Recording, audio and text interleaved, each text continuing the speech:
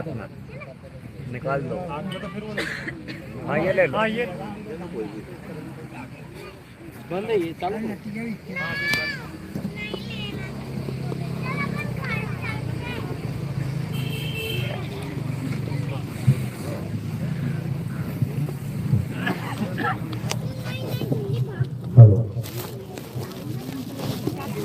सारी पदवी सतनाम। तो आज परम पिता परमात्मा की अपार कृपा से, बंदी छोड़ की अपार कृपा से, उस दयालु प्रभु की अपार कृपा से शाहजहांपुर में ये मूल ज्ञान का सत्संग आयोजित किया गया है। बहुत बड़े भाग होते हैं उन जीवों के जो अपने पूरे जीवन काल में एक बार भी इस मूल ज्ञान को सुन पाते हैं, और उससे भी बड़े भाग होते हैं उन जीवों के जो इस ज्ञान को थोड़ा सा भी समझ पाते हैं। बिल्कुल थोड़ा भी समझ में आ गया ना अगर, तो बहुत बड़े भाग हैं आपके, क्योंकि ऐसा ज्ञान है सारी उम्र भी सुनते रहोगे और परमात्मा की दया नहीं हुई तो इसमें एक भी लाइन नहीं समझ में आएगी आपको। तुम कहोगे कैसा सत्संग है ये, कैसी पूजा पाठ बता रहे हैं, ये तो सब कुछ छुड़वा दे रहे हैं। मैं मंदिर जाती थी, कहते हैं छोड़ दो। मैं नाम जपती थी, कहते हैं छोड़ दो। मैं हवन यज्ञ कर रहा था, कहते हैं छोड़ दो। ये कैसा सत्संग है भाई? ये तो भगवान मिलाने की जगह भगवान छुड़वा देते हैं। समझ में ही नहीं आएगा बताया क्या जा रहा है। लेकिन मालिक की कृपा हो गई, बंदी छोड़ की दया हो गई, तो एक एक शब्द तुम्हारे अंदर ऐसे ऐसे सिमट जाएगा कि बस तुम्हें लगेगा यही है जो मुझे चाहिए, जन्मों जन्मों से जिसकी तलाश थी, यही है वो ज्ञान। और इस ज्ञान ना होने के कारण तुम दुनिया भर का ज्ञान अपने दिमाग में फिट करके बैठे हो। तो जब मूल ज्ञान आता है तो बाकी सारा ज्ञान छू मंतर हो जाता है। तो आज इसी मूल ज्ञान को अच्छे से समझेंगे, जिसके लिए कबीर साहब ने धर्मदास जी को लाखों दुहाइयां दी थी, लाखों कस्में दी। धर्मदास मेरी लाख दुहाई, ये मूल ज्ञान बाहर ना जाए। कहते हैं ये मूल ज्ञान मत बताना किसी को भी, क्योंकि इसको बताने का एक समय है। जब वो समय आएगा तो घर घर में मूल ज्ञान की लहर चलेगी। अभी मत बताना किसी को। अभी पवित्र ज्ञान बताओ तुम, पवित्र ज्ञान तुम जग में भाखो, मूल ज्ञान गुप्त कर राखो। तो ये मूल ज्ञान खोलने का अब समय आ गया है। अब बच्चा बच्चा इस मूल ज्ञान को जानेगा कि आखिर भक्ति कहते किसे हैं, आखिर परमात्मा को पूजना कहते किसे हैं। एक एक बात समझ में आने लग जाएगी। तो आज का सत्संग शुरू करने से पहले परम पिता परमात्मा के नाम पे जयकारा लगाएंगे, फिर सत्संग शुरू करेंगे। बोलिए परम पिता परमात्मा की, सदगुरु बंदी छोड़ कबीर साहेब की, सदगुरु मदनपति साहेब की, सदगुरु दूलमपति साहेब की, दीवान जवाहरपति साहेब की, सदगुरु राम अनुराग साहेब की, सदगुरु राम सेवक साहेब की, सदगुरु वैरागपति साहेब की, करीनापुर धाम की, सभी संतों की, सभी भक्तों की, पंडाल में आई सभी संगत की, इस गांव नगर बस्ती की, सत्संग कराने वालों की, इनके माता पिता की, इनके बाल गोपाल की, सकल हंस को बंदगी, साहेब बंदगी सतनाम। तो कबीर साहब समझा रहे हैं कि भाई जो मूल ज्ञान है ये अत्यंत दुर्लभ ज्ञान है, दुर्लभ, जिसको बाबा नानक ने अलभ कहा है। कहते हैं जग में नाम अलभ है संतों।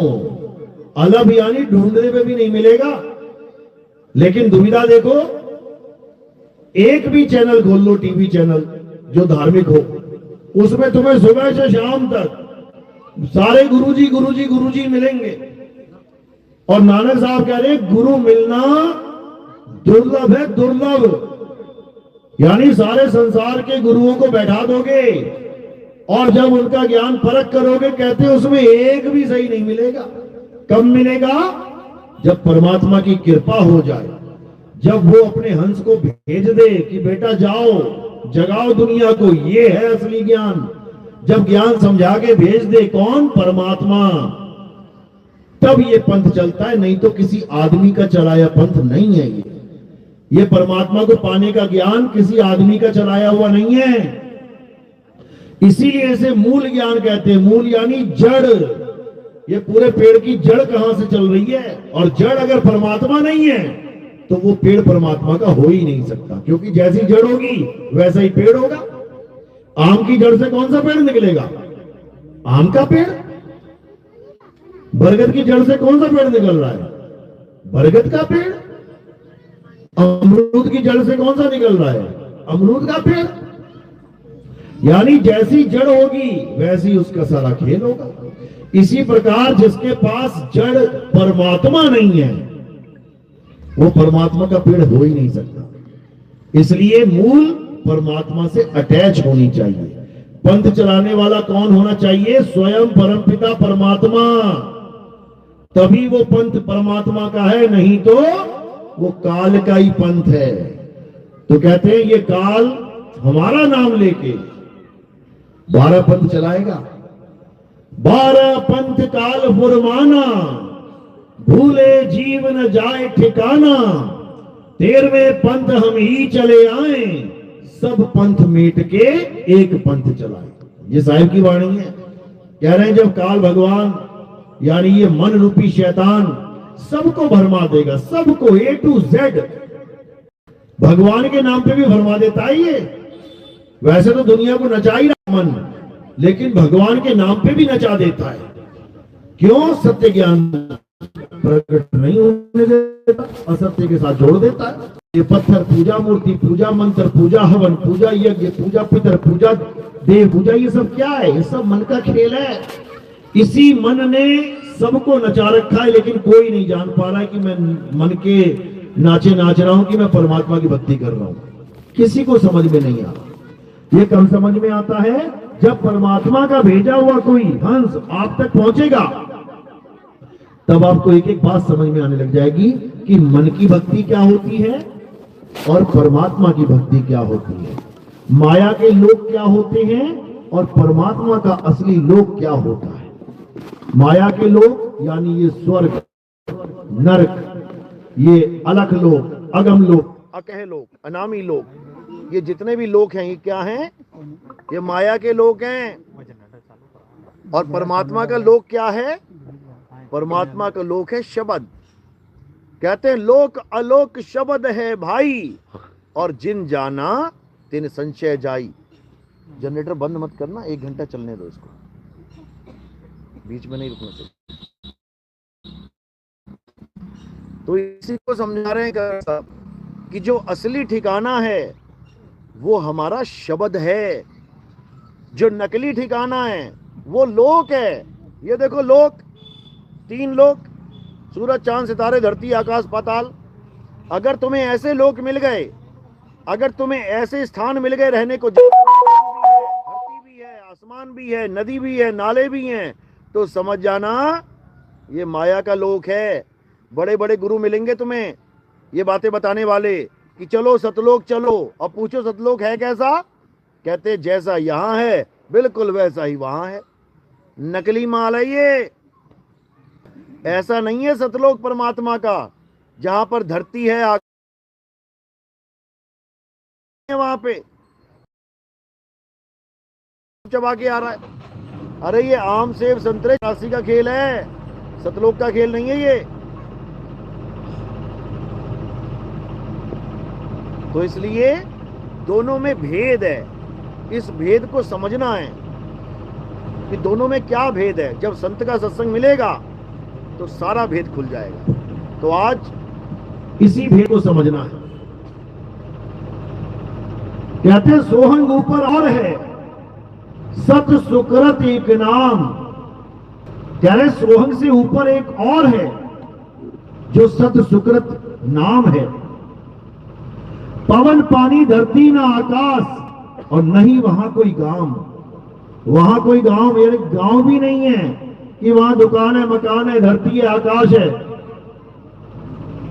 नहीं बस्ती नहीं गांव, यानी ऐसी बस्तियां नहीं है वहां पे कि तुम जाओगे वहां पे रहोगे, मकान बने हुए हैं, वहां पर गाड़ियां खड़ी हैं, हवाई जहाज खड़े हैं। बताओ, ऐसे ऐसे गुरु आ गए हैं जो जीवों को भरमाने में लगे हैं। और कबीर साहब क्या कह रहे हैं, कहां जाना है, कहां समाना है, वाणियों में सारा भेद खोल रखा है, लेकिन कोई समझे तो सही। कहते रहना नहीं देश बेगाना है। पहले तो ये समझ लो, जिस दुनिया में तुम रहते हो, जहां का तुम पानी पी रहे हो, जहां की तुम हवा ले रहे हो, तुम फल फूल खा रहे हो, ये अपना देश नहीं है, ये परमात्मा का देश नहीं है। यहां तो जीव जीव को खा रहा है। यहां बिना जीव को खाए तुम पेट नहीं भर सकते।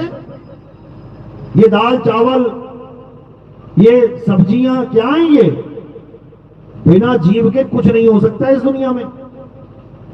शेर हिरन को खा रहा है, बाघ बकरियां खा रहा है, ये क्या है, जीव जीव को खा रहा है। यानी खाना खाने के लिए भी कत्ल करने पड़ रहे हैं यहां पे। कौन मुक्त हो जाएगा? जितनी बार खाना खा रहे हो जीव हत्या लग रही है, कैसे मुक्त हो जाओगे? केवल एक ही तरीका है मुक्त होने का, और वो क्या है? अकर्ता होके कर्ता हो जा। अकर्ता होके कर्ता हो जा। कर्ता तो है लेकिन अकर्ता होके, यानी दिल से ये भाव हटा देना है कि मैं कुछ खा रहा हूं, मैं कर रहा हूं। ना तुम कुछ खा रहे हो, ना ही तुम कुछ कर सकते हो। तो अकर्ता हो तो खा कौन रहा है, कर कौन रहा है? हे अर्जुन, ये आत्मा अकर्ता है।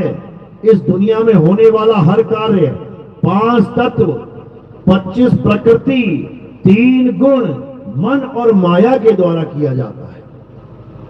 ये देखो हाथ, ये किसने उठाया फूल को? तुम्हें लगेगा नितिन दास ने उठाया। क्यों? क्योंकि तुम 5 तत्वों को नितिन दास समझे बैठे हो। ये शरीर किसका बना है? 5 तत्वों का। नितिन दास नहीं है 5 तत्वों का। ये शरीर है, हाथ है, 5 तत्व, 3 गुण, मन माया की वजह से ये उठाया गया है। मैंने नहीं उठाया। आत्मा ना कुछ उठा सकती है ना बैठा सकती है। आत्मा किसी को छू भी नहीं सकती और आत्मा को कोई छू नहीं सकता। नैनम छिंदंती शस्त्राणी, आत्मा को कोई शस्त्र छू नहीं सकता, काट नहीं सकता। नैनम दहती पावका, आत्मा को आग जला नहीं सकती। ऐसी है ये आत्मा। लेकिन कोई इस भेद को जानता नहीं, तो अपने आप को कर्ता मान के बैठा, मैं कर रहा हूं, मैं कर रहा हूं, मैं कर रहा हूं। और ये भ्रम कौन पैदा करता है? ये मन पैदा करता है कि ये तू ही कर रहा है। सारे कर्म करने के बाद इस शरीर से, उसके बाद प्रायश्चित में बैठ जाते हैं, अरे बड़ा गलत कर दिया मैंने। अरे तूने कुछ किया ही नहीं। नानक साहब समझा रहे हैं, जब लग जानू मैं हूं करता, तब लग गर्भ जून में फिरता। जब लग जानू बैरी मीत, तब लग नीचल नाही जीत। कहते जब तक तू अपने आप को कर्ता मान के बैठा है, तुझे भोक्ता बनना ही पड़ेगा, कर्म भोगना ही पड़ेगा। जब जज पूछता, हाँ भाई तुमने किया क्या ये काम, अगर वो कह दे, कह दी हाँ जज साहब मैंने किया है, उसको बचा नहीं सकता कोई। आप देखोगे कई ऐसे वकील होते हैं जिसके पास कोई आदमी जाता है और सब बता भी देता है कि मैंने ये गलती से हो गया जी, मुझसे कत्ल हो गया, मुझसे गलती से। तो वकील क्या कहता है, बेटा तूने भले कत्ल कर दिया है, तू मानियो मत। जज के आगे तू एक बार भी मत कहना कि तूने कत्ल किया। तूने एक ही लाइन बोलनी है बार बार। क्या बोलना है? जज साहब मैं निर्दोष हूं, मैंने कत्ल नहीं किया। जज साहब मैं निर्दोष हूं, मैंने कत्ल नहीं किया, बाकी मैं संभाल लूंगा, चिंता मत कर। तेरी फ्लाइट की टिकटें, तेरे होटल का बिल सारा अरेंज कर लूंगा मैं। तुझे देश से ही बाहर दिखा दूंगा, मैं नेपाल गया था घूमने फिरने जब ये कत्ल हुआ तो। लेकिन तू मान मत जाना। अगर तू मान गया तो मेरे जैसे 100 वकील भी नहीं तुझे छुड़ा पाएंगे। इसीलिए बोला गया ना, तू कर ले गुरु वकील, मुकदमा भारी है। इतना भारी मुकदमा है। भारी क्यों बोला है? क्योंकि यहां पर तुम खुद कह रहे हो मैंने किया है। इतना भारी मुकदमा है ये। तुम खुद कह रहे हो हाँ मैं सुबह नाश्ता खा के आया हूं, हाँ मैं दोपहर का भोजन खाऊंगा, हाँ मैं रात का भोजन भी खाऊंगा। और तो खाएगा तो फिर पछता। हर काम तुम मान के बैठे हो ये मैंने किया मैंने किया मैंने किया। अरे तूने कुछ किया ही नहीं आज तक। ये तुझे भरमाया जा रहा है कि तूने किया है। तू केवल दृष्टा है। ये देखो मैं फूल को देख रहा हूं ना, उठा नहीं सकता, मैं दृष्टा हूं। उठाएगा कौन? ये 5 तत्व, ये 3 गुण, मन और माया। मन कहेगा तो ये हाथ उठाएगा, मन नहीं कहेगा इसको भी ना उठाता। तो केवल देख रहा है हाँ हाथ ने उठा लिया, अरे हाथ ने मार दिया, अरे हाथ ने गोली चला दी। हम केवल दृष्टा हैं। जैसे कोई फिल्म दिखाई जा रही है मुझे, और मुझे क्या बताया जा रहा है? ये तू ही कर रहा है सब कुछ। अरे मैं देख रहा हूं, हो तो ये माया के द्वारा रहा है। ये सारे काम माया के द्वारा ही हो रहे हैं। जैसे सपना होता है, हम सपना देखते हैं और सपने में जो कुछ भी हमें दिखाया जा रहा है हम उसको मान लेते हैं। सपने में उठे कत्ल करके क्या बोल रहे हैं? अरे मैंने किसी को गोली मार दी थी सपने में। समझो सपने में गोली मार दी थी तो क्या करें? अब फांसी चढ़ा दें? चढ़ा दें फांसी? जैसे वो रात का सपना है वैसे ही ये दिन का सपना है। जैसे रात के सपने में हम कोई भी कांड करके आते हैं तो हमें लगता है यार मैंने किया है वो, लेकिन बुद्धि विवेक जाग जाता है कि नहीं यार वो तो सपना था। यहां पे बुद्धि विवेक नहीं जाग पाता। यहां भी जो कुछ चल रहा है ये सपना मात्र है, लेकिन इस सपने को हम असलियत मान लेते हैं, इसलिए दोषी करार हो जाता है। अब वकील क्या करेगा? वकील तुम्हें अकर्ता बना देगा। तुम्हारी फ्लाइट की टिकट, तुम्हारे होटल का बिल सब दिखा देगा। जज को कहेगा देखो जी मेरे बंदे ने कुछ नहीं किया, ये तो था ही नहीं यहां पे। तब जज क्या कहेगा? ठीक है भैया, सारे सबूतों और बयानों के तहत आपको बाइज्जत बरी किया जाता है। बस इसी प्रकार जो भेदी गुरु होता है वो इस भेद को अच्छे से जान रहा है कि इस जीव को मन और माया ने फंसा रखा है। बार बार बार बार ये घोषित करके कि तूने किया तूने किया तूने किया। समझो अपनी अपनी डेट ऑफ बर्थ याद है सबको? किस दिन कौन से दिन पैदा हुए थे आप याद है? हाथ खड़ा करो जिसको याद है डेट ऑफ बर्थ अपनी। एक, बस एक को याद है? 2, 3, 5, 7, 20, 25 सबको याद होगी। छोड़ो, यही सबसे बड़ा भ्रम है कि तुम पैदा हुए थे। अजन्मा कब से पैदा हो गया? यही सबसे बड़ा भ्रम है कि तुम पैदा हुए थे। और अगर ये भ्रम तुम्हारे अंदर है कि मैं पैदा हुआ था तो पक्का मरोगे, फिर तुम्हारी डेट ऑफ डेथ भी लिखी जाएगी। लेकिन मेरे भाई तुम अजन्मे हो, तुम अमर हो, ईश्वर अंश जीव अविनाशी। सारी उम्र बीत गई गाते गाते, और उसके बाद उसी अमर जीव का भोग करवा देती। ये जो मर गया, पापा मर गया मेरा, ये मेरी मां, अरे वो तो अमर था यार, मर कैसे गया? यही भ्रम है कि मैं पैदा हुआ हूं और मैं मर जाऊंगा। यही भ्रम है कि मैं सारे काम कर रहा हूं, कुछ भी नहीं करता मैं, कुछ भी। मैं केवल सपना देख रहा हूं, ये दिन का सपना वो रात का सपना, बस दृष्टा हूं मैं, दृष्टा, इससे ज्यादा कुछ नहीं। तो कबीर साहब यही समझा रहे हैं, पानी में पानी मिला और मिला पौन में पौन। और मैं तो से पूछूं पंडिता, इनमें मरा कौन? कौन मरा इसमें? 5 तत्वों का चोला पहन लिया और 5 तत्वों का चोला उतार दिया। जिसने पहना उसी ने उतार दिया। चोला गिर गया जमीन पे, पहनने वाला थोड़ी नहीं गिर गया, वो फिर दोबारा पहन लेगा एक और। इसको नहीं समझ पाता कोई। पंडित जी को नहीं समझ में आ रहा, जो ये बाणियां गाता फिर रहा है, ईश्वर अंश जीव अविनाशी। उसको पूछो अविनाशी कब से मर गया? भाई तू किसका भोग लगता? तू किसकी तेरवी कर रहा है? जो मर गया उसकी तेरवी होती है, मरा कौन? शरीर। बताओ, शरीर की तेरवी कर रहा है, और जीव अमर है उसको जानता तक नहीं। तोता पिंजड़े में से उड़ गया, तोता तो उड़ गया 6 बजे, और अगले दिन पिंजड़े को जला के कह रहे हैं कि इसकी मुक्ति हो जाएगी। किसकी? पिंजड़े की। पिंजड़े की मुक्ति करवाएगा मंत्र मार के। अंतिम संस्कार तोते का करना था कि पिंजड़े का? तोता तो पहले ही उड़ गया, और पिंजड़े को 4 लोग लेके जा रहे, राम नाम सत्य, राम नाम सत्य। उसके बाद पिंजड़े के मुंह में डाल के घी उसको जला देते, कहते हैं मुक्ति हो गई। किसकी? तोते को तो पकड़ ना पाए जिसकी मुक्ति करवानी थी। जीव की मुक्ति चाहिए ना, जीव तो पहले उड़ गया और मुक्ति करवा रहे हैं पिंजड़े की। बताओ, इससे बड़े बेवकूफ कहां मिलेंगे? तो इसीलिए कबीर साहब यही समझा रहे हैं कि लाखन में कोई समझ ना पई है, कोटि मध्य जानेंगे। और कहें कबीर सुनो वही साधो, हमें बिरले हंस पहचानेंगे। कहते हैं लाखन में कोई समझ ना पई है, इस ज्ञान को लाखों में कोई नहीं समझ सकता, लाखों में और कोटि मध्य जानेंगे। करोड़ों में कोई बिरला हंस होगा जो इस ज्ञान को समझता है। तो कह रहे हैं ये ज्ञान ऐसा दुर्लभ है, पहली बात तो सुनने में नहीं मिलता, सुनने को नहीं मिलेगा, सारा जन्म बीत जाएगा। और अगर सुनने को मिल जाए तो समझ में नहीं आएगा, समझ में आ जाए तो इसको धारण नहीं कर पाएगा। क्यों? लोक लाज, अरे दुनिया क्या कहेगी, अरे ये इतना बड़ा काली मां का भगत था, अरे इतना बड़ा ये खाटू श्याम का भगत था, अरे इतना बड़ा ये उसका भगत था, उसका भगत, ये सारा छोड़ दिया इसने, तो ये तो नास्तिक हो गया। कई लोग तो यहां तक कहते हैं अरे ये बड़ा मंदिर बनाया था इसने, अपना ही मंदिर बनाया, उसी में दर्शन करने गया था, लग रहा मुसलमान हो गया। ऐसे ऐसे ताने मिलते हैं, तो जीव डर के मारे इस ज्ञान को अपनाता ही नहीं है। लेकिन वो भूल जाता है कि बेटा ये केवल ताने हैं, ये केवल ताने हैं, अक्षर हैं केवल।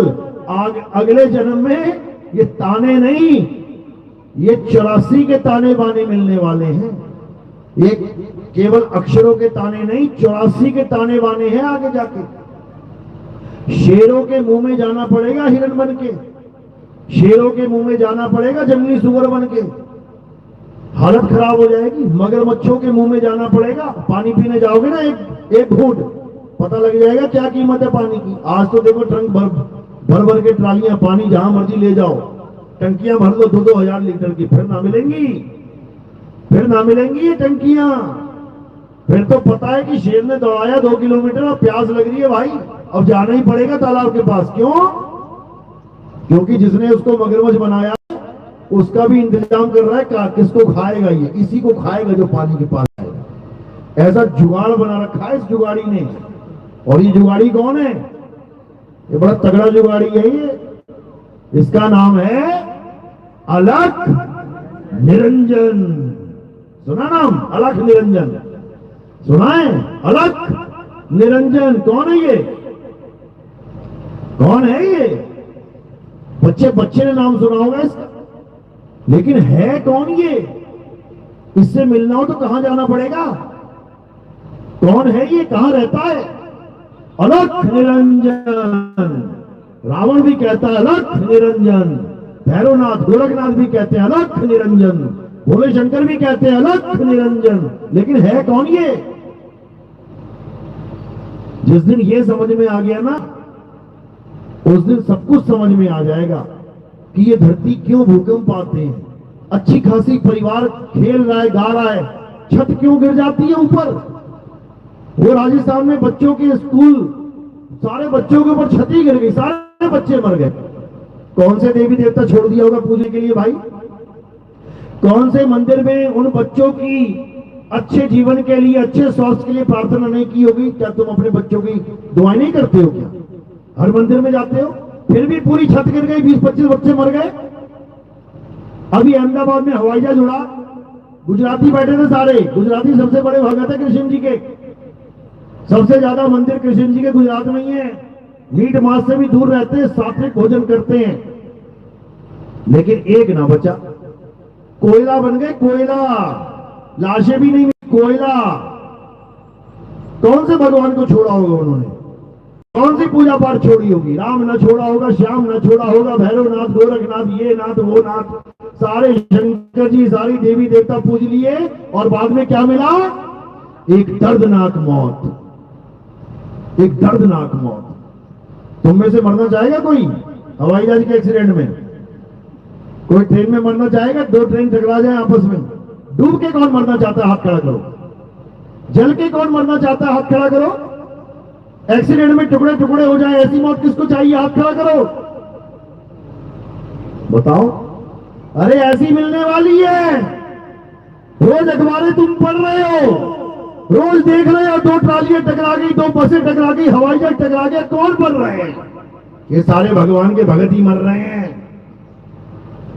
वही मौत तुम्हें भी मिलेगी, कोई बचा नहीं सकता तुम्हें। मां का लाल, 4 लोग गए गंगा स्नान करने, डूब के मर गए।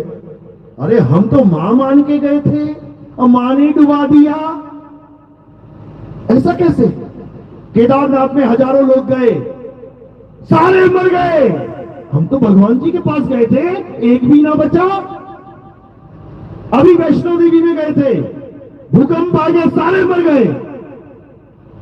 तो भगवान के भक्तों के साथ ये हो रहा है, तो फिर बचेगा कौन? समझो, ये मार कौन रहा है? अभी तुम्हें यह भी नहीं पता मार कौन रहा है। यही अलख निरंजन है, यही काल निरंजन है, जो सारी सृष्टि में हाहाकार मचा के रखा हुआ है जिसने।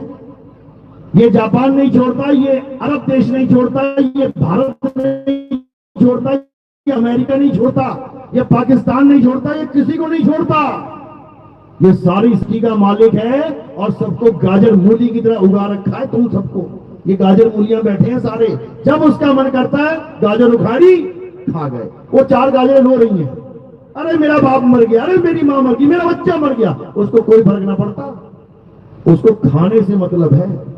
तो कबीर साहब समझा रहे हैं, 3 लोक एक जेल है, पाप पुण्य 2 जाल, सारा जग भोजन बना, खाने वाला काल। कौन है ये काल? कौन है ये काल? जिसने किसी को नहीं छोड़ा। अरे तुम्हारी घरवाली छोड़ो, शंकर जी की घरवाली नहीं छोड़ा, उसको नहीं छोड़ा। 6 महीने लेके घूम रहा है, अरे कोई जिंदा कर दो भाई, कोई जिंदा कर दो। विष्णु जी आ गए, वो भी जिंदा ना कर पाए, चक्कर मार के 9 टुकड़े कर दिए। वो तो कहीं भी करवा लेता, वो 9 टुकड़े ही कर देते, कहीं करवा लेता भाई। समझो, किसी को नहीं बख्शा जाएगा। सब काल के मुंह में बैठे हैं, काल के मुंह में ही जाएंगे। अगर इस काल को अच्छे से देखना है, समझना है, तो गीता पढ़ो, अध्याय 11 पढ़ो। अर्जुन को दिखाया जाता है ये काल का रूप। जब अर्जुन देखता है ऊपर आसमान में विराट रूप देखता है, तो वहां क्या दिखाया जाता है? बड़े बड़े दांत, बड़ी बड़ी विशाल आंखें, बड़े बड़े मुंह से आग निकल रही है, सारे लोग उड़ते हुए जा रहे हैं उसके मुंह में, सारी दुनिया के लोग उड़ उसके मुंह में जा रहे हैं और वो सबको चूरा बना रहा है, चूरा। अर्जुन कह रहा है, महाराज कौरवों की यानी अधर्मियों की सेना तो आपके मुंह में जा ही रही है, हमारी सेना भी तुम्हारे मुंह में जा रही है। तुम तो धर्म की रक्षा करने के लिए आते हो और धार्मिक ही नहीं छोड़ रहे तुम तो बंदा कोई। बोल रहे हो यदा यदा ही धर्मस्य ग्लानिर्भवति भारत अभ्युत्थानम् अधर्मस्य तदात्मानम् सृजाम्यहम्। जब जब धर्म की हानि होती है, जब जब अधर्म का बोलबाला होता है, तब तब मैं धार्मिक पुरुषों की रक्षा के लिए आता हूं। ले लो, रक्षा करवा लो। वो सारी सेना उसके मुंह में जा रही है। अर्जुन हाथ जोड़े याद कर रहा है, अरे हमारे वाले तो छोड़ दो, कौरवों को खा गए, हमारे वाले तो छोड़ दो। तो क्या बोले वो? हे अर्जुन, इस 3 लोक का निर्माण करने वाला और इस 3 लोक का नाश करने वाला मैं काल हूं, एक भी नहीं बचेगा, एक भी। इसका मतलब ये नहीं कि 5 बच जाएंगे, वो 5 भी चले गए काल के मुंह में, वो भी नहीं बचे। तो ये वो काल है भाई जिससे कोई नहीं बच सकता, कोई भी नहीं। तो अर्जुन ने बताया कि आप क्या कर रहे हो? आप लोगों के सिरों को चूरा कर रहे हो, उसके बाद उसको चाट रहे हो, जीभ निकाल निकाल के लोगों को चाट रहे हो। जैसे बच्चा आइसक्रीम चाटता है, ऐसे ही समझ लो मुंडी पकड़ रखी किसी की, उसको खा के खूनम खून हो गया है, अब उस खून को चाट रहे हो। ये भगवान के लक्षण है क्या? ऐसा परमात्मा चाहिए क्या, खून चाटने वाला? कौन कौन लहसुन प्याज नहीं खाता, हाथ खड़ा करो। लहसुन प्याज नहीं खाता जो वैष्णव है, जो कृष्ण जी का परम भगत है, कोई एस्कॉन टेम्पल वाला है, कोई वृंदावन वाला है, कहते लहसुन प्याज नहीं खाएंगे। क्यों? भगवान को पसंद नहीं है। भगवान को जो पसंद है ना, वो दिखा रहा है गीता में क्या पसंद है उसे, किसको खा रहा है, किसको चाट रहा है, लिखा हुआ है सब कुछ, आंखें खोल के पढ़ लेना।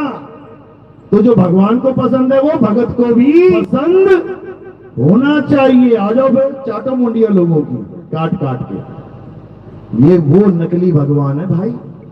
अब असली क्या है वो भी गीता में लिखा है, लेकिन मोतियाबिंद होने के कारण दिखाई नहीं देता। अब असली भगवान की परिभाषा देख लो, गीता में क्या बोला है। हे अर्जुन, अध्याय 3 17वां श्लोक, हे अर्जुन, जो अपनी आत्मा में रमण करते हैं, जो अपनी आत्मा में तृप्त हैं, जो अपनी आत्मा में संतुष्ट हैं, उनके लिए कोई धार्मिक कर्म कर्तव्य लागू ही नहीं होता। 2 पूजा हो गई। अब कौन कौन सी? एक हो गई काल की पूजा, यानी जो अर्जुन को दिखाई दे रहा उस वक्त, एक तो वो भगवान है काल भगवान, और दूसरा कौन है? हे अर्जुन, ये आत्मा अजन्मा है, नित्य है, शाश्वत है, पुरातन है, ये आत्मा ही सत्य सनातन है। अब ये दूसरा भी आ गया है, आत्मा। इसको आत्मदेव भी कह सकते हो, इसको परमात्मा भी कह सकते हो। अब दोनों की पूजा कौन कर रहा है? उसको जीव कहते हैं। ये जीव या तो काल भगवान की पूजा करेगा, ये जीव या तो परमात्मा की पूजा करेगा, आत्मदेव की पूजा करेगा। इन दोनों के अलावा तीसरी कोई पावर नहीं है। या तो काल या दयाल, या तो नरभक्षी या फिर दया का समुंदर जो किसी को नहीं भक्षण करता। नरभक्षी क्यों बोला है? क्योंकि आदमी खाता है नरभक्षी, लेकिन परमात्मा किसी को नहीं खाएगा। उसके बच्चे, अपने बच्चों को भी खाएगा कोई क्या? तुम 100 बकरे खा जाओगे, क्यों? किसी और का बच्चा है। तुम 100 मछलियां खा जाओगे, क्यों? किसी और का बच्चा है। अरे तुम 100 गाय बछड़े खा जाओगे, मुसलमान खा लेते हैं, क्यों? किसी और का बच्चा है। अपने बच्चे को खा के दिखा जा, खा के दिखा कितना बड़ा नरभक्षी है, तू खा के दिखा अपने बच्चा। नहीं खा सकता। जब आदमी अपना बच्चा नहीं खा सकता, तो परमात्मा क्या इतना बड़ा निर्दयी है जो अपने बच्चों को खाएगा? दूसरों के बच्चे को खा सकते हैं हम, अपने बच्चे को नहीं खा सकते। तो भैया हम उसी का अंश है, जैसे उसका गुण है वैसे ही हमारा गुण है। वो भी अपने बच्चों को नहीं खाता, वो तो अपने बच्चों को तारता है, अपने बच्चों को इस बंधन से छुड़ाता है। इसीलिए उसका नाम बंदी छोड़ है। इस काल भगवान ने सबकी डेट ऑफ एक्सपायरी दे रखी है। दवाई लेने जाते हो ना, मैन्युफैक्चरिंग और एक्सपायरी दोनों पकड़ा देते हैं तुम्हें, बेटा यह बनी है और यहां खत्म हो जाएगी। बिल्कुल उसी तरह अविनाशी की डेट ऑफ बर्थ और डेट ऑफ डेथ ये काल भगवान निर्धारित करके भेजता है इस दुनिया में, जिसको विधि का विधान कहते हैं। ये तो विधि का विधान है, जी पैदा हुआ मरेगा। अरे जो पैदा ही नहीं हुआ वो कैसे मरेगा? कौन पैदा नहीं होता? ये आत्मा कभी पैदा नहीं होती, समझो। और तुम आत्मा हो, शरीर नहीं हो। तुम अपने आप को मान बैठे हो शरीर। मैं आदमी, मैं औरत, मैं बच्चा, मैं बूढ़ा, मैं जवान। ये हमारे कपड़े हैं। ये शरीर किसी को आदमी के कपड़े पहना दिए, किसी को औरत के कपड़े पहना दिए। आदमी के कपड़े पहन के ये जीव अपने आप को आदमी समझने लग गया, औरत के कपड़े पहन के ये जीव अपने आप को औरत समझने लग गया। और ये आदमी और औरत क्या है? मात्र कपड़े। ये कपड़े मिले तुम्हें पहनने को, एक दिन ये कपड़े तुम उतार दो, यही पड़े रह जाएंगे ये दोनों कपड़े। एक की मां मर गई, एक का बाप मर गया। औरत का कपड़ा भी यही पड़ा है, जला दो इसको, दफना दो इसको। और आदमी का कपड़ा यही पड़ा है, जला दो इसको, दफना दो इसको। लेकिन ना तो वो मां मरी जो मां बनी बैठी थी, और ना ही ये बाप मरा जो बाप बना बैठा था। ये कहां चले गए? इनका स्वर्गवास नरकवास हो गया। स्वर्गवास का मतलब होता है इस शरीर को छोड़ के कहां वास करना? स्वर्ग में वास करना। तो कोई वास करने गया होगा ना वहां पे। जो वास करने गया है वहां पे तो मरा थोड़ी नहीं है। मरा आदमी भी कहीं वास करता है क्या? वास तो जिंदा आदमी करता है। तो वो जीव इस शरीर में वास करता था, ये शरीर छोड़ के स्वर्ग में चला गया तो स्वर्गवासी हो गया, नरक में चला गया तो नरकवासी हो गया। मरा कौन? मरा कौन? अगर पिता मर जाता तो स्वर्ग में कौन जा रहा है? अगर मां मर जाती तो नरक में कौन जा रहा है? जिस दिन ये समझ में आ गया उस दिन सब कुछ समझ में आने लग जाएगा। तो कबीर साहब यही समझा रहे हैं और यही किसी को समझ में नहीं आ रहा। तो कह रहे साहेब, हम ना मरिब मरिब संसारा, हमको मिला जियावन हारा। कहते हैं हम ना मरिब, अब हमारी मौत नहीं हो सकती। मरिब संसारा यानी सारा संसार मर जाएगा, हम नहीं मरेंगे। संसार में क्या आता है? 5 तत्व। आंख खोल के देखो, चारों तरफ तुम्हें 5 तत्व फैले मिले हुए हैं। यही 5 तत्व ये शरीर भी है। तो ये संसार और ये संसार एक ही है, अलग मत समझना। प्रकृति जो बाहर दिख रही है वही प्रकृति ये है। 5 तत्व 3 गुण जो बाहर दिख रहे हैं वही 5 तत्व 3 गुण ये हैं। इसी को 5 और 3 को 8 अंगी कहते हैं। 8 अंग है संसार के। प्रकृति 8 अंगों वाली है, उसको अष्टांगी भी कहते हैं। अष्टांगी कितने हाथ हैं दुर्गा जी के? कितने हाथ वाली हैं? 8 हाथों वाली कहते हैं उसको। यानी 8 अंग हैं उसके। अष्टांग कौन कौन से? 5 तत्व 3 गुण। 3 गुण यानी पैदा होना, पलना, मर जाना। बाहर जितनी भी चीजें दिख रही हैं पैदा हो रही हैं, पल रही हैं, मर जा रही हैं। ऐसे ये काया भी त्रिगुणी है, पैदा हो रही है, पल रही है और मर जाएगी। तो 5 तत्व 3 गुण ही ये काया सृष्टि है। अब क्या करना है? अब इस 8 अंग की माया से परे होना है। गीता में साफ लिखा है, हे अर्जुन, जो अपने आत्म स्वरूप को जान लेते हैं, जो आत्मा को पहचान लेते हैं, वो मेरी दुष्कर माया से पार हो जाते हैं। दुष्कर बोला है, दुष्कर यानी इतनी प्रबल माया है, बड़े बड़े संतों को लपेटे में ले लेती है ये। बड़े बड़े ऋषि मुनि माया से ठगे जाते हैं। इससे कोई पार नहीं पा सकता। कौन पा सकता है? जो आत्म स्वरूप को जान जाते हैं, क्योंकि आत्मा माया से परे है। आत्मा माया की पहुंच से दूर है। आत्मा 3 गुणों से परे है। उस पे त्रिगुण लागू नहीं होते। आत्मा ना पैदा होती है, ना आत्मा को पाला जाता है, और ना ही आत्मा कभी मरती है। न्यारी, इसीलिए आत्मा को गुणातीत कहते हैं, मायातीत कहते हैं, मनोतीत कहते हैं। इसीलिए उसको शब्दातीत कहते हैं, अक्षरातीत कहते हैं। यानी वो शब्दों और अक्षरों से भी परे है।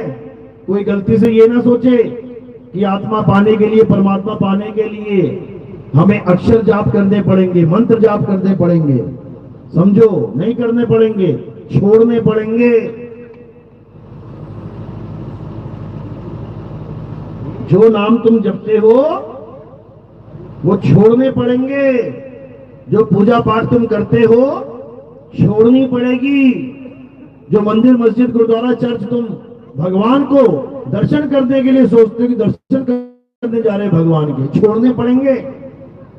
क्योंकि भगवान किसी मंदिर मस्जिद गुरुद्वारे में नहीं रहता। वहां क्या होता है, वहां भगवान की प्रतिमा होती है, प्रतिमा। जैसे तुम दिल्ली में रहते हो लेकिन तुम्हारी फोटो कोई एमपी में लगा के बैठा है, कोई पंजाब में लगा के बैठा है, कोई बिहार में लगा के बैठा है, और मंदिर भी बना दिया तुम्हारे नाम का। और इसका मतलब ये थोड़ी नहीं कि तुम वहां बैठ गए जाके, तुम्हारा घर कहां पे है, दिल्ली में है। अब तुमसे मिलना है तो दिल्ली जाना पड़ेगा, जहां फोटो लगी है वहां थोड़ी नहीं मिल लोगे। वो तो तुम्हारा प्रतीक मात्र है। हर गली में लगा लो फोटो, हर गली में बने हैं मंदिर, इसका मतलब क्या सारे भगवान मंदिर गली में ही है क्या? सारे भगवान अगर गली के मंदिरों में है तो मेरे भाई वहां चोरियां क्यों हो रही हैं, मंदिरों के ताले क्यों टूट रहे हैं? अरे गल्ला ही तोड़ के ले जाते हैं। गल्ला छोड़ो, भगवान को उठा के ले जाते हैं। किडनैप हो गया भगवान, फिर थाने में जाके रिपोर्ट लगाओ, भगवान को उठा के ले गए। अब पुलिस वाले ढूंढ रहे हैं भगवान को, कहां ले गया, कहां ले गया, कहां ले गया। ऐसा भगवान है क्या? ऐसा भगवान नहीं है। जो तुम्हें विश्वास दिलवा रहे हैं कि भगवान है मंदिर में, वही पंडित जी ताला लगा के 4 बार खींच के देखते हैं लगा कि नहीं लगा सही से। उनको ताले पे भरोसा है, भगवान पे भरोसा नहीं है, समझो। नहीं तो तुम भी कर लेना भरोसा भगवान पे। 4 बड़ी बड़ी मूर्तियां ला के रख देना दरवाजे के सामने और चले जाना बिना ताला लगाए 1 हफ्ता घूमने के लिए, देख लेते हैं हो जाएगी रक्षा। सारा मकान खाली मिलेगा 2 दिन बाद। तो मेरे भाई, अगर जड़ वस्तु को भगवान मानना, ताला भगवान है उस वक्त। ये ताला ही बचा रहा है तुम्हारे घर को। पत्ती मूर्तियां नहीं बचा सकती, जो अपने मंदिर को नहीं बचा पा रही है, तुम्हारे घर को क्या बचाएंगे? समझ लो। हाँ, संकेतिक ज्ञान अच्छा है कि भगवान नाम की कोई चीज है भाई, ये मंदिर बना दिया है ताकि तुझे आते जाते ये दिल में रहे, ध्यान में रहे कि भैया भगवान को पाना है। गली में मस्जिद बना दी, अच्छी बात है, आते जाते तुम्हें याद रहे कि अल्लाह नाम की भी कोई चीज है, उसको पाना है। कोई गुरुद्वारा बन गया, कोई चर्च बन गई, अच्छी बात है कि आते याद रहे कि भैया भगवान नाम की, अल्लाह गॉड वाहिगुरु नाम की भी कोई चीज है। माया में ही ना घूमते रह जाना। इसलिए इस दृष्टि से अगर मंदिर बन रहे हैं तो बहुत अच्छी बात है, बहुत बढ़िया बात है। लेकिन कहो कि मंदिर में भगवान को बांध लिया गया है, दरवाजे बंद तो भगवान बंद, दरवाजे खुल गए तो भगवान के दर्शन शुरू, ये काम नहीं है भाई, ये तो भ्रम वाला काम है। कबीर साहब जोरदार खंडन करते हैं इसका। कहते हैं पाथर पूजे हरि मिले तो मैं पूजू पहाड़। कहते छोटा सा पत्थर घड़ के ले आए तुम और उसकी मूर्ति बना दी। जिस पहाड़ से ये पत्थर लेके आए थे, सोचो वो कितना बड़ा है। अगर उस पहाड़ का छोटा सा पत्थर भगवान बन गया तो पूरा पहाड़ ही भगवान है। मैं तो पहाड़ी पूज लेता हूं। भगवान मिलेगा तो बड़ा वाला मिलेगा, छोटे से क्या लेना हमने। तो कह रहे पाथर पूजे मिले तो मैं पूजू पहाड़, और वासे ये चाकी भली जो पीस खाए संसार। कहते हैं अगर पत्थर ही पूजना है तो सबसे बढ़िया पत्थर कौन सा है दुनिया में? चक्की का पत्थर, जो हिंदू मुसलमान सिख ईसाई नहीं देखता, वो सबको पाल रहा है। कैसे? जब तुम गेहूं ले जाते हो, तुम बाजरा ले जाते हो, तुम मक्का ले जाते हो, कहां पे? चक्की पे। तो वो पीस पीस के देता है तुम्हें, उससे तुम्हारे बच्चे खाना खाते हैं, उनकी आंखें खुलती है, उनको एनर्जी मिलती है। वो हिंदू ना देखता, मुसलमान ना देखता, सिख ना देखता, ईसाई, सबको दे रहा है वो। तो एक चक्की का पत्थर ऐसा है जो सबका भरण पोषण कर रहा है, वो सबके जीवन में अहमियत रखता है। हिंदुओं के मंदिर के पत्थर केवल हिंदुओं के लिए हैं, मुसलमानों के लिए नहीं है। वो तो तोड़ दे सारे, उनका बस चले। तो जब उनका राज आया था तो सारे मंदिर तोड़ तोड़ के मस्जिदें तो बनाई गई थी। तो हिंदुओं का पत्थर हिंदुओं के काम का है केवल। लेकिन चक्की का पत्थर देख लो, अगर गांव में एक चक्की और हिंदू मुस्लिम सिख ईसाई सारे रहते हैं, वही लाइन लग जाएगी सबकी, सब परेशान हो जाएंगे, सब कहेंगे ये चक्की जल्दी ठीक हो जाए। तो वो पत्थर सबसे जुड़ा हुआ है, अगर पूजना है तो उसी को पूज ले यार। भगवान का रूप है, जब सारे कण में भगवान है तो चक्की का पत्थर क्या बिना भगवान के है? उसमें भी तो भगवान है। लेकिन समझ में नहीं आता लोगों को, सोचते हैं एक मूर्ति लेके आएंगे, उसमें प्राण डलवाएंगे। बताओ, अरे प्राण भगवान डालता है इंसान के कि इंसान डालता है भगवान के? यही समझ में नहीं आ रहा किसी को। अगर कण कण में परमात्मा है तो प्राण डालने की जरूरत क्या है? वो तो कण कण से तो मूर्ति बनी है पहले से ही, तो उसमें परमात्मा पहले से होना चाहिए। जिसमें परमात्मा पहले से है उसमें तुम प्राण डाल रहे हो, बताओ। और प्राण डाल भी दिए तो कुछ दिखना चाहिए कि हाँ इसमें प्राण डले हैं। दो लोग बैठे हैं, बैठे बैठे गिर गए, एक बेहोश हुआ और एक मर गया। अब डॉक्टर ने देखा जो बेहोश हुआ है उसके प्राण चल रहे हैं। वो क्या कह रहा है? नहीं नहीं मरा नहीं है, चिंता मत करो, उड़ जाएगा ये। और दूसरे वाले के प्राण चल नहीं रहे हैं तो उसको क्या बोल रहा है? ये मुर्दा हो गया। कुछ तो फर्क है ना, प्राण है या नहीं है में। प्राण है तो वो जिंदा रख दिया डॉक्टर ने, और प्राण नहीं है तो मुर्दा बना दिया। चलो ठीक, प्राण डाल दिए जाए पंडित जी के द्वारा, दूसरी में नहीं डलवाते हैं और दोनों को टेढ़ा कर देते हैं। अब बताओ कौन सी वाली उठेगी? कौन सी वाली उठेगी? ना प्राण वाली और ना बिना प्राण वाली। इसका मतलब मामला गड़बड़ है भाई। प्राण वाला भी वैसा ही है और बिना प्राण वाला भी वैसा ही है, तो फायदा क्या हुआ? चलो एक पंडित जी से नहीं 100 पंडितों से 100 बार प्राण डलवा लेते हैं, उसके बाद दोनों को टेढ़ा कर देते हैं, उठेगी क्या? जब 100 बार प्राण डाल के भी ना उठ पाई तो तुम्हें क्या उठाएगी? डुबाएगी वो। तो उठाने वाला कौन है उसको जान लो। अभी बैठे हुए ना तुम लोग, अभी सत्संग खत्म होगा तो क्या करोगे? उठोगे। किसने उठाया? किसने उठाया तुम्हें? आत्मा ने। और आत्मा ने शरीर को छोड़ दिया, उड़ जाओगे। तो जितना बैठे हुए ना ये भी नहीं बैठ पाओगे, लुढ़क जाओगे यहीं पे। फिर 4 लोग उठाने आएंगे जिनमें आत्मा होगी और कहो उनकी आत्मा ने छोड़ दिया, वो भी तुम्हारे साथ लुढ़क जाएंगे यहीं पे। आत्मा के बिना तुम चल नहीं सकते, आत्मा के बिना तुम खा नहीं सकते, आत्मा के बिना तुम पी नहीं सकते, आत्मा के बिना तुम पूजा नहीं कर सकते, तुम मूर्ति साफ नहीं कर सकते। तुम मूर्ति भगवान है कि आत्मा भगवान है? मूर्ति ताकतवर है कि आत्मा ताकतवर है? मूर्ति उठा रही है तुम्हें या तुम उठा रहे मूर्ति को? यही समझ लो पहले।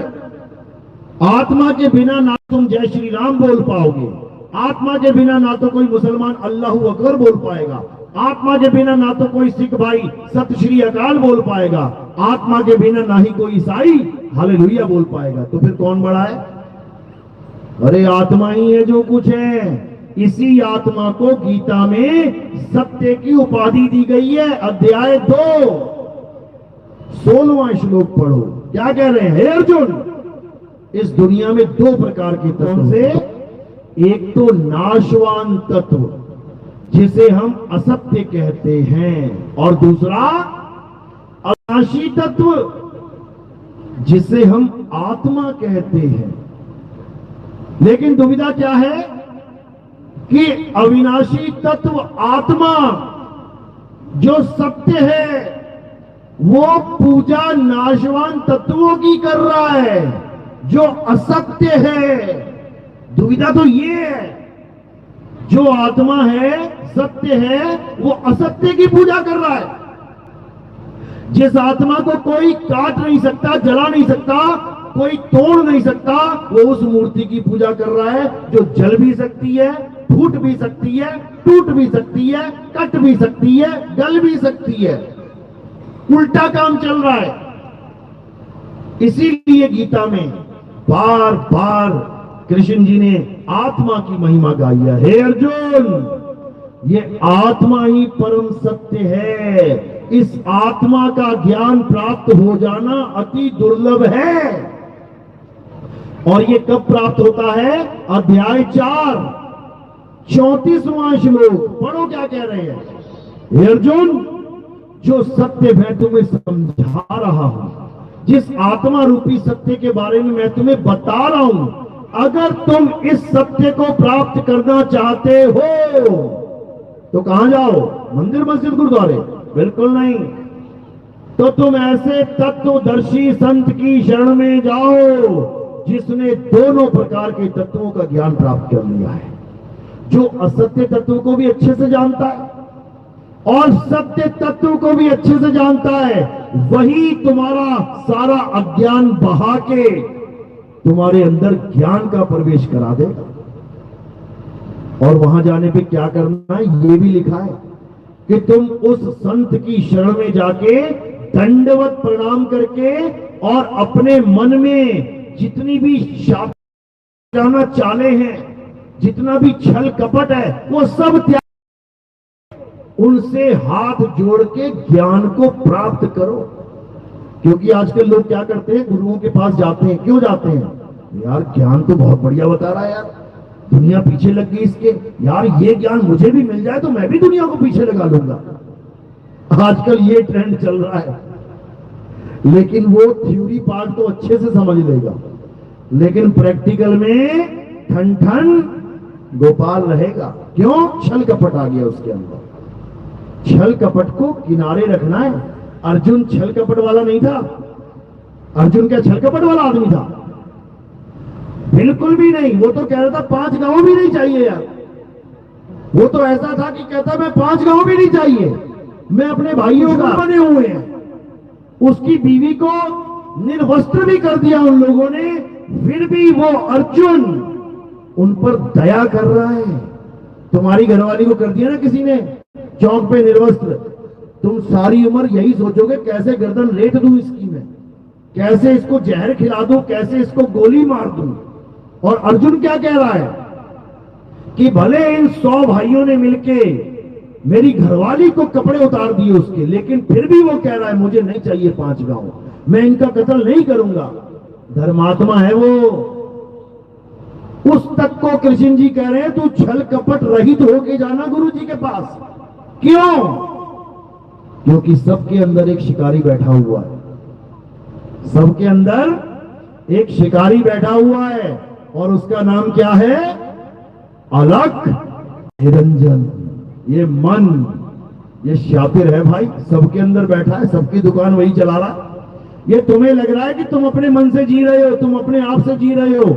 सुबह से लेके शाम तक, शाम से लेके रात तक तुम उसी की गुलामी कर रहे हो।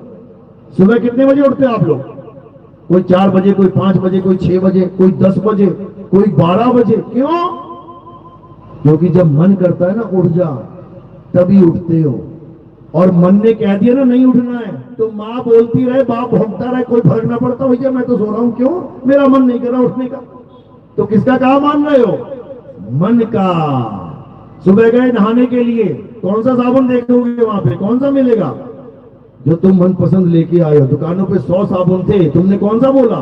जो तुम्हारे मन को पसंद है। ये मन कौन है भाई? ये मन कौन है? यही है 3 लोग का मालिक, यही है सारे काम करवा रहा है। नहा धो के तुम गए कपड़े लेने, अलमारी में पड़े हैं 100 तरह के कपड़े पड़े हैं, कौन सा उठाओगे? जो तुम्हारे मन को अच्छा लग रहा है, आज ये पहनूंगी। जो मन को अच्छा लग रहा है वही उठाओगी। जो मन को मैचिंग भा गया वही उठाओगी। चूड़ियां बिंदी तक मैचिंग लगाओगी। क्यों? क्योंकि तुम्हारे मन को अच्छा लग रहा है। यानी तुम किसकी गुलाम हो? मन की गुलाम हो। कपड़े भी वही पहनोगी जो मन को, खाना भी वही। क्या मन कर रहा है आज खाने का? आज तो आलू गोभी खाते हैं। कौन बोल रहा है अंदर से आलू गोभी खाते हैं? ये मन कह रहा है। और मनपसंद सब्जी ना बनी हो, तुझे कितनी बार कहा ये नहीं बनाना है। क्यों? मेरे मन को अच्छी नहीं लगती। ले बेटा, लठ बज गए वहां पे। तो सारा खेल किसका है? इसी मन का है। और ये मन ही 3 लोक का राजा है। इसकी घरवाली कौन है? मन के साथ किसका नाम जोड़ते हैं? आप देखोगे पति पत्नी के नाम चलते हैं, प्रेमी प्रेमिका के नाम चलते हैं।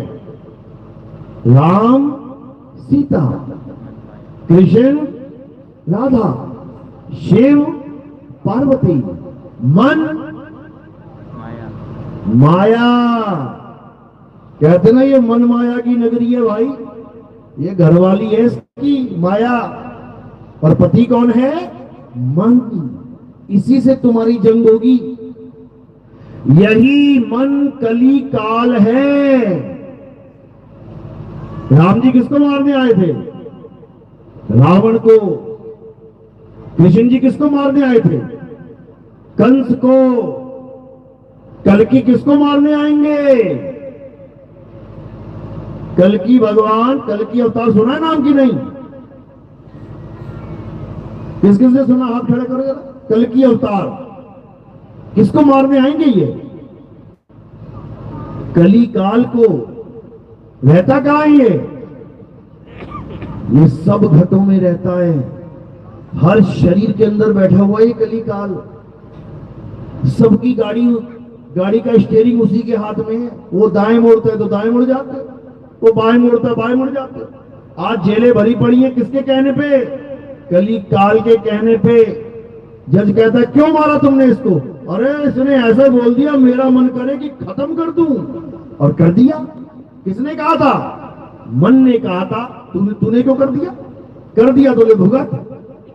इसीलिए साहिब ने बोला मन के हारे हार है, मन के जीते जीत। यही है जिसके साथ तुम्हारी जंग होगी। इसी मन का खात्मा करने के लिए कल्कि अवतार आएंगे। इसीलिए साहिब ने क्या बोला कि जब कल्कि अवतार आएंगे, निकलंक अवतार आएंगे, निकलंक राया आएंगे, तो क्या होगा? मन को मार गगन चढ़ जाई, मान सरोवर बैठ नहाई। उसके बाद ये मन का खात्मा होगा। अपने अपने मन को सब कोई डारो मार। सब अपने अपने मन का खात्मा करेंगे, और जो अपने मन का खात्मा कर देगा वो मुक्त हो जाएगा। और जो मन का गुलाम बना रहेगा वो यही धक्के खाएगा 84 में। उसका कुछ होने वाला नहीं है। तो साहिब यही समझाने के लिए आए कि तेरा साईं तुझ में है और दुश्मन भी तुझ माही। अगर परमात्मा तेरे अंदर है तो काल भी तेरे अंदर बैठा हुआ है। दोनों की पहचान कर। असत्य को त्याग, काल को त्याग, और सत्य को अपना, निकलंक राया को अपना, आत्मा को अपना। जब आत्मा को अपना लोगे तो ये मन अपने आप ठंडा पड़ जाएगा। तो क्या करना है? सोई गुरु पूरा कहावे, जो 2 अक्षर का भेद बतावे। एक छुड़ावे एक लखावे, तब प्राणी निज घर को जावे। यानी 2 प्रकार के अक्षरों का, 2 प्रकार के तत्वों का, 2 प्रकार के ज्ञान का, 2 प्रकार के नाम का भेद प्राप्त कर ले। एक सतनाम, एक असत नाम। असत नाम को छोड़, सतनाम को अपना ले। एक ज्ञान, एक अज्ञान। अज्ञान को छोड़, ज्ञान को अपना ले। एक आत्मा, एक मन। अरे मन को छोड़ और आत्मा को अपना ले। एक अक्षर और एक नी अक्षर। अक्षर को छोड़ और नी अक्षर को अपना ले। बात खत्म हो गई। इतनी सी बात को समझने में जन्मों जन्म बीत जाते हैं। तो अब क्या करना है? अब आत्मा के अलावा किसी को नहीं पूजना है। परमात्मा के अलावा किसी पर ध्यान नहीं देना। ये शरीरों की पूजा, ये पत्थरों की पूजा, ये मंदिर मस्जिद इंसानों के द्वारा बनाए हुए, इनको भगवान नहीं मानना भाई। इनको परमात्मा नहीं मानना। परमात्मा कहां है? जीव तिल माही तेल है, जीव चकमक आग, तेरा साईं तुझ में है, जाग सके तो जाग। हे अर्जुन, जो अपने इस जीवन काल में आत्मा यानी अचल आत्मा, 2 आत्मा बताई गई गीता में। एक वो जो अचल है, एक वो जो चलायमान है। एक वो जो अडोल है, एक वो जो 84 में भटक रही है। जो 84 में भटक रही है उसको क्या बोलते हैं? उसको जीव आत्मा बोलते हैं, जीव आत्मा। और जो अचल है, अडोल है, सदा स्थिर रहने वाली है, वो कौन है? वो परमात्मा है। दोनों का भेद बता रखा है गीता में। अध्याय 2 पढ़ोगे, दोनों का जिक्र है। हे अर्जुन, ये जीवात्मा 84 लाख प्रकार की योनियों में भ्रमण करती है। एक तो है जो भ्रमण कर रही है यानी चल रही है, और एक अध्याय 2 24वां श्लोक, हे अर्जुन ये आत्मा अचल है। अचल यानी वो नहीं भ्रमण कर रही, वो चल नहीं रही है, वो अचल है। जिसके लिए गरीबदास जी महाराज समझा रहे हैं, सतगुरु के लक्षण कहूं अचल विहंगम चाल, हम अमरापुर ले गए ज्ञान सबद सरघाल। कहते हैं ऐसा गुरु मिल गया जिसने चल आत्मा को यानी जीव को अचल आत्मा से जोड़ दिया, यानी परमात्मा से जोड़ दिया। इस जीव को पीव से जोड़ दिया। जब जीव पीव से जुड़ जाएगा तो क्या हो जाएगा? पीव ही हो जाएगा। जैसे चलने वाली नदी को, नदी चलती है, आज उत्तराखंड से चली, यूपी में आई, यूपी से चली, एमपी में आई, एमपी से चली, महाराष्ट्र में आई, होती होती होती होती समुद्र में गिर गई। समुद्र अचल है, नदी चलती है, नदी जीव है और समुद्र पीव है। तो जब जीव पीव में एंट्री कर जाता है तो क्या होता है? जीव ही पीव हो जाता है। गरीबदास जी की वाणी में समझा रहे हैं, कहते कोटि तो ब्रह्मा भय, कोटि भय ईश, साहिब तेरी बंदगी से ये जीव होए जगदीश। कहते हैं ये जीव ही पीव हो जाता है जब इसे अपना अचल स्वरूप प्राप्त हो जाता है। चल स्वरूप नहीं, चल स्वरूप तो जीव का है। ये कुत्ता बिल्ली बकरा आदि घोड़ा बन के बैठा हुआ है, ये भी तो जीव ही है। ये जीव अनंत है, जग में जीव अनंत, न जाने पीव को बहुत कहा समझाए 84 के जीव को। बहुत समझा लिया इसको, लेकिन ये जीव पद को त्यागना ही नहीं चाहता। ये परमात्मा को भी काया में ढूंढ रहा है। इंगला पिंगला सुषमना में चला जाऊं, श्वासा का जाप कर लूं, कानों में बंद करके 5 धुनें सुन लूं, बर्बाद हो जाएगा। भगवान का नाम जप लूं, बर्बाद हो जाएगा। भगवान का नाम छोड़ और अपने सत्य स्वरूप को जान। तेरा सत्य स्वरूप ही परम पिता परमात्मा है। इसीलिए साहिब ने बोला, सत्य स्वरूपी नाम साहिब का, सो निज नाम हमारा। हमें केवल अपना स्वरूप जानना है, ये जंतर मंतर नहीं रटने हमने। कोई कह रहा राधे राधे राधे राधे कर लो, कोई कह रहा राम राम राम राम जप लो, मुसलमान है तो कह रहा अल्लाह अल्लाह कर ले, सिख भाई आ गया तो कहता वाहिगुरु वाहिगुरु कर ले। अरे तुम्ही ने बनाए हैं सारे नाम, ये इंसानों ने बनाए हैं नाम। ये हिंदी पंजाबी उर्दू फारसी, ये चाइनीज, ये मंगोलीज, ये डच फ्रेंच, ये पुर्तगीज, ये सारे नाम इंसानों ने बनाए हैं। इंसान अपने बनाए नाम ही जपने में लगा हुआ है, इससे कल्याण नहीं होगा। उसको जान जो इंसान बना नहीं सकता, और वो क्या है? शुद्ध चैतन्य आत्मा। बना के दिखा दे, नहीं बना सकता। इसको जानना है तो कहते हैं घर घर मंत्र देत फिरते हैं, माया के अभिमाना और गुरुआ सहित शिष्य सब बूढ़े। कहां बूढ़े? नर्मदा नदी में बूढ़े क्या? ये गंगा में बूढ़ गए, 84 में बूढ़ गए। गुरुआ सहित शिष्य सब बूढ़े, अंतकाल पछताना साधो देखो ये जग बौराना। कहते जो घर घर मंत्र देते फिरते हैं, आओ बेटा राम राम जप लो, राधे राधे करो, राधे राधे, अल्लाह अल्लाह कर, वाहिगुरु वाहिगुरु कर। ये सब मंत्र जपनीय है, ये जपी है, ये जपी है। और जो तपस्या कराते हैं वो तपी हैं, जो घर बार छुड़वा देते हैं सन्यासी हैं। ये जपी तपी सन्यासी आत्मज्ञानी नहीं है भाई, ये मंत्र ज्ञानी है, तंत्र ज्ञानी है। तो कहते हैं गुरुआ सहित शिष्य सब बूढ़े। 84 में जाना पड़ेगा, गुरु को भी चेले को भी। क्या बनेंगे ये? अरे झूठा गुरु अजगर बना, लख 84 जाए और सारी संगत चींटी बनी, तोड़ तोड़ के खाए। आज जो तुम्हें लग रहा है वो गुरु के चेले देखो यार कितने, 5 करोड़ है यार, 10 करोड़ है। ये 10 करोड़ चींटियां बनने वाले हैं और गुरुजी बन जाएंगे अजगर। समझ लो, गुरुजी आराम से लेटे होंगे और चींटियां तोड़ तोड़ के खा रही होंगी। तो ऐसा गुरु हमें नहीं चाहिए भाई, जो खुद अजगर बन जाए हमें चींटी बना दे। हमें कैसा गुरु चाहिए? हमें स्वरूप सिद्ध गुरु चाहिए, स्वरूप सिद्ध। तो क्या है स्वरूप सिद्ध की निशानी? कि वो तुम्हें जंतर मंतर तंत्र से छुड़वा देगा, वो नाम जाप से छुड़वा देगा, वो हर प्रकार की पूजा पाठ हवन यज्ञ, ये जितने भी तीर्थ मूर्त, ये व्रत उपवास, इसका व्रत कर लूं उसका व्रत कर लूं, सब छुड़वा देगा। और क्या बताएगा? तुम्हें तुम्हारी आत्मा की बात बताएगा।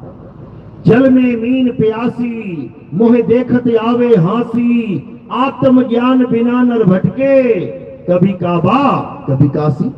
ना तुम्हें काबा जाने देगा वो, ना ही तुम्हें काशी में भटकने देगा। वो क्या कहेगा कि जहां तू बैठा है वही तेरी आत्मा है और उसी आत्मा में परमात्मा विराजमान है, खोज ले।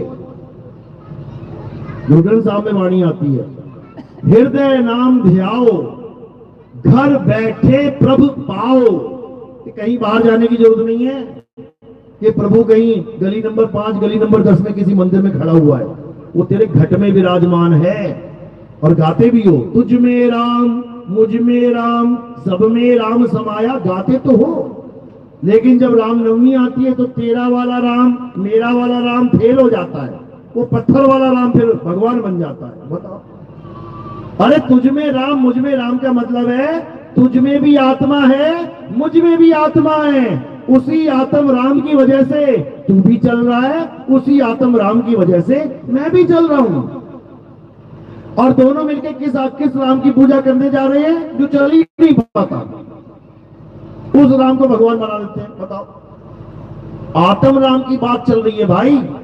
कस्तूरी कुंडल बसे मृग ढूंढे वन माही, ऐसे रमता राम है, रमता राम जो सब में रमा हुआ है, ऐसे रमता राम है जो दुनिया जाने नहीं।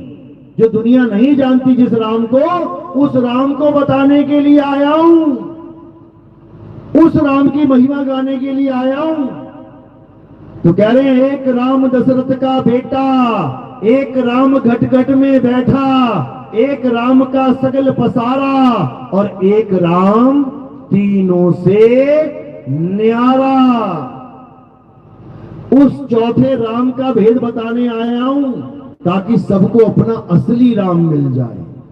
असली राम जो रमता राम है, जो सबके स्वरूप में विराजमान है। समझ जाओ।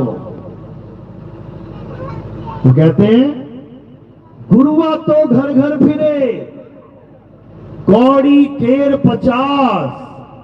अभी तुम भंडारा लगा दो और हल्ला मचवा दो कि जी हम बहुत बड़ा संत सम्मेलन करने जा रहे हैं, जो भी संत आएंगे उसको 10-10 हजार रुपए विदाई मिल जाएगी। 10-10 हजार रुपए विदाई देंगे उसको। फिर यहां तुम भीड़ देखना भैया, इतने भगत नहीं बैठे होंगे जितने तुम्हें संत ही संत दिखेंगे। क्यों? विदाई 10 हजार रुपए मिलने वाली है। समझो। कहते हैं, गुरुआ तो घर घर फिरे, कौड़ी केर 50। एक एक कौड़ी में 50-50 गुरु आके बैठ जाएंगे। अपने रूप की खबर नहीं, शिष्य करण की आस। कहते हैं, अपने रूप की खबर नहीं। उस गुरु को अपने रूप का कोई ज्ञान नहीं है कि वो आदमी है कि औरत है कि आत्मा है। चेले मूंढने में पूरा जन्म लगा दिया उसने, चेले बनाने में लगा दिया, अपनी फोटो खिंचवा खिंचवा के आगे देसी घी के दिए लगवा दिए उसने। अब वो ये भी नहीं जान पाया कि जिसके आगे देसी घी का दिया लगा है वो मेरा स्वरूप है भी कि नहीं। ये 5 तत्वों का स्वरूप, ये 5 तत्वों का शरीर क्या नितिन दास है? क्या मैं ये 5 तत्वों का हूं? ये तो मैंने मां के गर्भ में से लिया और यहां मां के गर्भ में छोड़ जाऊंगा। ये गर्भ ही है मां का, ये धरती भी मां का गर्भ है। ये बॉडी कहां चली जाएगी? ये मां के गर्भ में समा जाएगी। गर्भ से निकले और गर्भ में बॉडी को छोड़ दिया। मैंने गर्भ से धारण किया शरीर, गर्भ में छोड़ दिया। तो मैं कौन हूं और शरीर कौन है? जब दोनों स्वरूपों का यहाँ ज्ञान हो जाएगा, एक नकली स्वरूप, ये काया स्वरूप नकली है, इसी की फोटो खिंचवा खिंचवा के जो आरती करवा रहा है वो जानता ही नहीं कि वो है ही नहीं। करंट और पंखे वाला हाल है। पंखा किससे चल रहा है? करंट से। लेकिन करंट को ही नहीं पता मैं करंट हूं। वो अपने आप को कह रहा मेरी आरती करो, पंखे की फोटो लगवा के उसकी आरती करवा रहा है, क्योंकि वो जानता ही नहीं कि वो करंट है। यहाँ पर आरती तो यहाँ भी होगी अभी, लेकिन वो आरती काया की आरती नहीं, काया की आरती से खेल खत्म कर देना है और आत्मा की आरती में खेल शुरू कर देना है। इसी को बोला गया गुरु ग्रंथ साहब में, आत्म देव पूजिए। अभी पूजा चलेगी आत्म देव की, देखना कैसे होती है। आत्म देव पूजिए, गुरु के सहज सुभाए, आत्मेनो आत्मे दी प्रतीत, ते घर ही परचा पाए। यानी घर में ही परचा, परचा यानी परिचित हो जाओगे, तुम्हें परिचित हो जाओगे घर में बैठे बैठे परमात्मा से, जब तुम्हें आत्मा की पूजा करने वाला गुरु मिल जाएगा, जो जड़ पूजा को छुड़वा के चेतन सत्ता की बात बता देगा, तब बात बनेगी। तो ठीक है, आज का सत्संग यही समाप्त करते हैं। अब आरती का समय है, आरती होगी, उसके बाद भजन चलते रहेंगे, जो भंडारा है चलता रहेगा, प्रोग्राम आगे बढ़ता रहेगा जब तक आप करना चाहो। तो अब आरती में क्या करना है समझ लो, एक एक करके आना है, थोड़ा दूर रहेंगे सारे, जिसने आना है वही आगे आएगा, एकदम भीड़ मत लगाना है। आरती करने आना वही आना, कोई बंधन नहीं है। क्या करना क्या है, ये फूल लेने, थोड़े से थाली में फूल होंगे, ये फूल कहां रखने आपने, ये मेरे सिर के ऊपर रख देने। अब ये सिर के ऊपर क्यों रखे, क्योंकि पैर के अंगूठे से लेके सिर की चोटी तक ये क्या दिखाई दे रहा है बीच में, नाशवान शरीर, जो मैं नहीं हूं। अब क्या करना है, अब ये फूल कहां समर्पित करने हैं, नाशवान काया से परे। जब